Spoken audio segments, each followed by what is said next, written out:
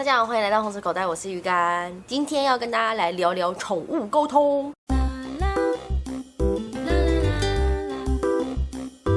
好，那今天的主题是关于宠物沟通的。那在片尾呢，会有一个做公益的小活动，希望大家可以跟我一起做公益，所以拜托一定要看到片尾。OK， 先跟大家解释一下宠物沟通是什么好了。大家可能会觉得就是这很像是比较玄学的东西。那我一开始也是这样想，我就去查了一下相关的文章。那我大概就是转述一下他们打的这些文章的内容。他们是说啊，宠物沟通是属于一种直觉感知，不是接收到一句话，它不是真的就是让你跟宠物直接对话。而是如果今天猫咪想要传递一个讯息，是说它肚子饿了，它想吃东西，那这个宠物沟通师呢，他可能就会从猫咪那边接收到一个画面，可能是饲料的画面、罐罐的画面，透过他接收到的这些讯息，他有办法把它翻译成我们人听得懂的话。其实这种事情，他们是说每一个人都有潜力做到。其实这很简单，这就像是我们走在路上，突然觉得有人在看我，有没有？大家有没有常常有这种感觉？或是在黑黑的时候，突然感觉有人在看我，这就是一种直觉感知。它并不是告诉你一句话说，有人在看你哦，并不是，而是你自己就突然感觉到，有人在看我这种感觉。那如果大家想知道更多详细的话，可以去爬相关的文章。我不确定我理解的对不对，但是我看到的资讯大概就是这样。如果有机会可以知道自己的宠物在想什么，不觉得很酷吗？所以我就帮我家的3只猫都做了宠物沟通的。大家也不要问我是找哪一位，大家如果有兴趣的话，自己去搜寻，自己去分辨，好不好？宠物沟通的话，它的方式是这样子：你给它一张猫咪3个月内的照片，告诉它这只猫咪叫什么名字，这样就好了。那我们先来看一下第一位。我这边有一个前提要先跟大家讲，就是他们说宠物对于男女的分辨不是很清楚。第一位是阿帕，那我问他的问题还蛮多的，因为他是第一只，而且他又是我养最久的猫咪，所以我就问了很多问题。我首先问他说，对妈妈的看法，就是我。他说妈妈对我若即若离的，妈妈的室友还比较喜欢我，妈妈有时候会跟我生闷气，但我不知道为什么妈妈要生我的气。我就想了一下，为什么他会觉得我在生气，应该是因为他常常在我的键盘前面跑来跑去，那他又会翻滚我的键盘。所以我有时候会生气，就是他一直在干扰我做事。然后他在说欧里来的时候，妈妈没有解释过为什么欧里要来，之后才知道妈妈是个会偏心的人。欧里来之前，妈妈比较爱我，她没有提到欧拉，她只提到欧里。他就态度就是淡淡的。听到这里的时候，其实心里有点揪了一下。我其实就是一直很担心他会不会觉得我很偏心这件事情，所以其实那段时间我一直会给他买玩具啊，给他吃罐头啊，给他吃点心什么的，但他还是会有这样的感觉，没办法避免的。但是我会好好的爱他的。再来这件事情要先跟大家解释一下，因为他们最常看到的男性是菜渣，所以他们会觉得菜渣是爸爸。OK， 这个前提应该讲的也是没什么用了。我问阿帕说，你对爸爸的看法是什么？那他说，相较于妈妈，爸爸的感情来得很慢，但是很稳定，很欣赏爸爸，感觉很踏实。我不知道他在讲什么，反正他就是直接就是这样讲。然后他说会想要捉弄爸爸，觉得爸爸好像很怕猫，而且爸爸常常假装很可怜的样子，很好玩。他就是这样讲。不过在这部分我其实比较保留我自己的态度啦，因为我觉得他好像很讨厌菜渣。然后我再问他说，对我们的朋友有什么印象吗？他说有个女生很喜欢我，头发颜色很深，而且她会边走路边绑头发，跟妈妈比的话比较胖。不对啊，这个人应该是阿静吧？因为阿静很常在我们这边边走路边绑头发，然后又知道我在。不好说，我觉得这很可爱，因为阿静在他心目中是女生，然后他很喜欢阿静。再来嘞，他说有个很瘦很瘦，而且头发是浅色的女生，我也很喜欢，觉得那个女生帅帅的，冷冷的，很喜欢她的线条，是一个直直的好看的东西。他说直直的女生有一种利落的感觉，平常的动作也很利落，很帅，然后那个女生很迷人，会远远的看着我，发现她在看我的时候，会有一种怦然心动、心跳的感觉。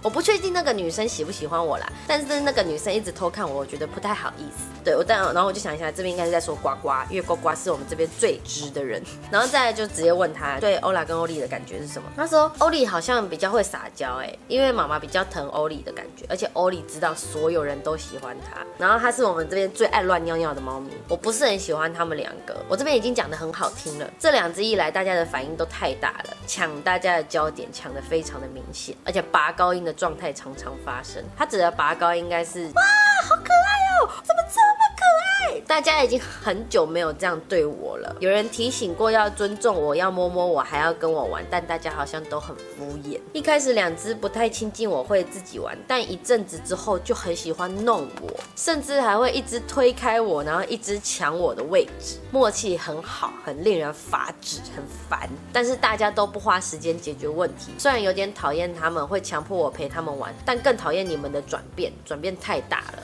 再来就是，我就问他说，你有没有想对我说的话？他说，可不可以偶尔让我一个人不用看到那2只猫咪？我想要休息一下，不想被他们吵。就这样吧，你那么忙，我讲什么你也不见得会听。他这样讲，就觉得它是一只成熟，但是还是会有内心的小难过的猫咪。阿帕现在在这里耶。好，那再来就是欧里，我问他说对欧拉的感觉。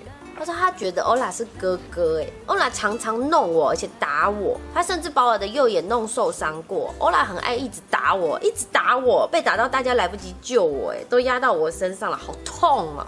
他说这边是一种撒娇的感觉。我一直在想他什么时候右眼受伤过。我们看到的状况都是他欺负欧拉，你知道吗？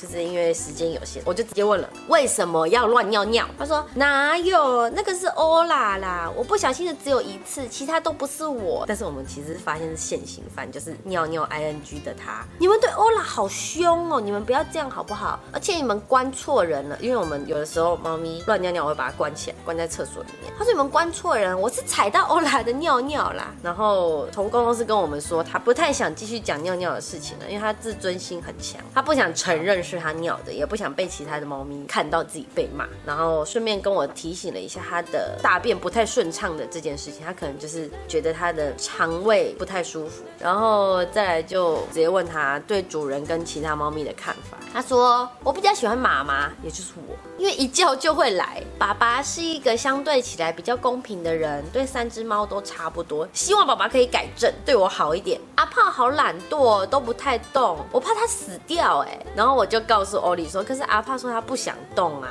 他就说，可是阿帕跟我说他想要跑步欧拉很喜欢装可爱，很恶心，大家都喜欢欧拉，希望大家不要偏心。然后我就大概知道他应该是一个占有欲很强，不要大家喜欢别人，而且知道自己不能讲说不想大家喜欢别人，所以只好乱讲话。而且他不直接说他需要什么，他就加强别人不如自己的地方。他也知道欧拉比较笨，然后阿帕比较聪明，会回嘴，所以他就一直说是欧拉乱尿尿。再来就问欧拉了，因为时间有限，所以欧拉的问题很少，但是欧拉的问题是最可爱的。我直接问他说对其他猫咪跟爸爸妈妈的看法。他说爸爸妈妈我都喜欢，特别是喜欢爸爸的味道，爸爸的味道让我很安心。可是我知道爸爸最喜欢的是妈妈，所以我当第2名也没关系。可是爸爸是我的第1名哦，菜渣，你是他的第1名。他讲完这句话的时候，我真的是有点哽咽，就是他知道爸爸最喜欢妈妈，所以他可以当爸爸的第2名。你不觉得这句话很窝心吗？很暖就是这只猫咪怎么这么懂事。然后他说欧里很常跟我讲话，可是我不是很懂欧里想要干嘛。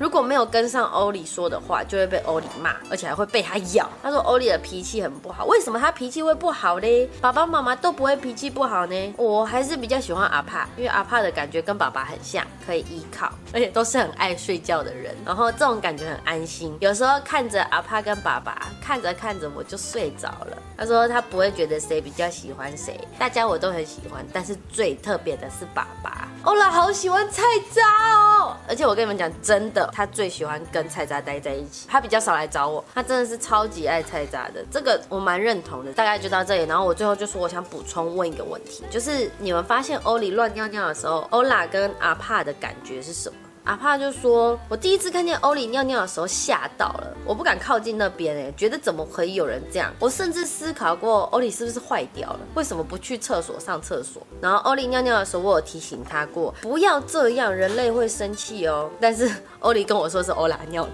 他说曾经有发出声音警告，告诉大家欧里有做这种事情，但我不知道该怎么说怎么做，因为欧里是一只不太听话的猫。然后欧拉说，我觉得欧里每一次都是故意的，因为欧里会跟我说我要去尿尿，然后就去尿在不是上厕所的地方了。而且我有跟他说不要这样，但是欧里会骂我是胆小鬼。欧里怎么感觉很坏啊？我自己对欧里的看法，我觉得欧里应该是比较黏人，比较主动找人玩，但是欧拉跟阿帕是大家比较主动找他们。那欧里觉得他这么努力，这么可爱，这么漂亮，为什么不是大家主动找他？然后他就觉得自己是倒贴的，觉得需要更多的关注。然后我现在讲的就是欧里他自己的逻辑。他觉得大家喜欢自己是最正常，而且觉得不应该去喜欢别的猫咪。然后阿帕跟欧拉算是安全感比较够的猫咪，但这已经过了一段时间了啦。我不知道现在这个状况有没有解决，反正就是已经过了一段时间了。然后再来就是我的心得，我不见得全部都会相信，但是我觉得真的有跟猫咪谈话到的感觉，而且很神奇，它都蛮戳到我的点的。我觉得可能就是跟心理测验或者算命那种感觉有点一样。然后近期不会想再尝试宠物沟通，虽然还有很多问题想问的。总之以上就是我这次做的猫咪沟通记录。那是觉得很酷的话，或者你有什么经验的话，你可以在下面留言告诉我，让我知道。再来就是要跟大家说，前面提到的就是片尾的做公益的这件事情，大家有印象我之前做过 Rakuma 的公益吗？就是个人的小音乐会这件事情。那同样 Rakuma 现在推出了新的就是做公益的项目，这个活动直到3月31号之前，只要完成任务，他就会捐50块给熊米屋基金会。首先第一个，下载 Rakuma 的APP， 第二，注册成为新的会员，而且要在邀请码里面填入 Rakuma 004，然后上架一样商品，随便哦，上架一样，二手的、全新的都可以，上架一样商品，只要完成这3个任务 ，Rakuma 就会帮你捐50块给熊米屋哦，是不是非常的简单？大家跟我一起做公益吧。那如果你喜欢今天的影片，请记得按个喜欢，想继续看可以按订阅哦，也不要忘记按一下订阅旁边的铃铛。那我们下次再见，拜拜。